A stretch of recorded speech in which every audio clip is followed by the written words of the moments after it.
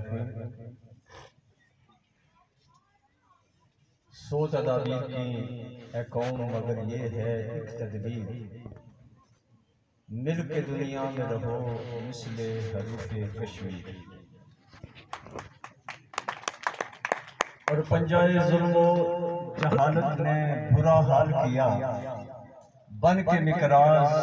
ہمیں بے پر و بال کیا۔ توڑ اس دستے جفا کیش کو یا رب، جس نے روح آزادی کشمیر کو پامال کیا۔ سارا وقت مہمانوں کو دیا جانا چاہیے تھا، مگر میں اپنی اس بے چینی اور تشنگی کا کیا کروں کہ جن مہمانوں کے گھر گھر جا کر میں اپنی عرضی اور درخواست پیش کرنا چاہتا تھا، وہ مجھے بیٹھے سبھی لوگ اسٹیج پہ بیٹھے ہوئے تحریک میں، تنظیم میں، تعلیم میں، تدریس میں، کوشش اور کوشش میں، تگ و دو اور جد و جہد میں مجھ سے ہزار نہیں لاکھوں قدم آگے۔ یہ معنی میں مجھے کوئی آگے، لیکن گزارش یہ کرنی تھی،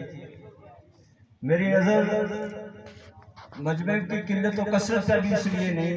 کہ میں جو چاہتا تھا وہ مجھے میسر، لیکن تقریر ہے، نہ خطاب ہے، نہ گفتگو ہے، ایک عرضی ہے، اور میں نے بڑا سوچ سمجھ کر اس کے لیے عرضی کا لفظ استعمال کیا ہے تاکہ میری بات کو سمجھنے میں اسٹیج پہ بیٹھے ہوئے زماداران کو آسانی رہے۔ گزارش یہ کرنی تھی کہ جب یہ طے ہے، آپ نے طویل دورانیہ تحریک آزادی کشمیر کے لیے وقف کیا، کتنے تجربات، کتنے حوادث، کتنے مشاہدات اور کتنے حادثات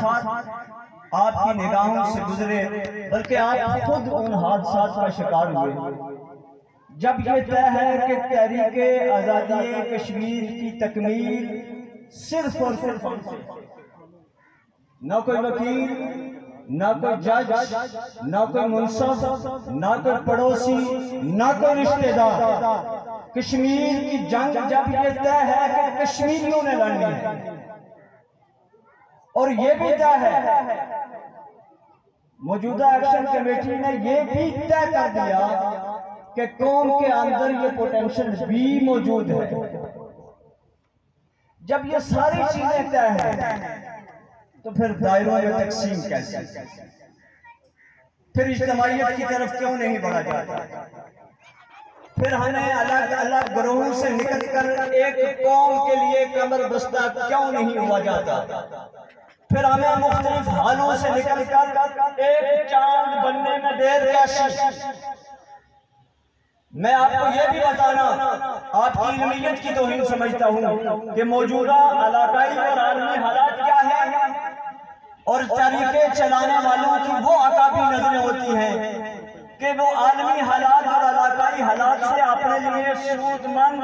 حالات اور واقعات کا انتخاب کرتے ہیں، اور نہ صرف انتخاب کرتے ہیں، اپنی تحریکوں کو اس سے قوت اور ہمت دیتے ہیں۔ آپ نہیں دیکھتے کہ علاقائی حالات کیا ہے، میں اس کو زیر بات سے لانا چاہتا، آپ کو نہیں پتا کہ ہمارے پڑوسی ممالک کے حالات کیا ہے۔ ایسے حالت میں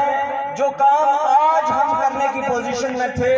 نہ کل تھے، نہ آنے والے کل میں ہوں گے۔ میری آپ سے گزارش یہ ہے، سادی سی اور دو عرضی، جناب قاری صاحب اور دیگر زعماء جو اسٹیج پہ بیٹھے ہیں، آپ بڑے عظیم لوگ ہیں، آپ کی عظمت کی داد دینے کے لیے میرے پاس لفظ نہیں، لیکن اب جو شخص اور جو تنظیم اور جو تحریک اور جو قیادت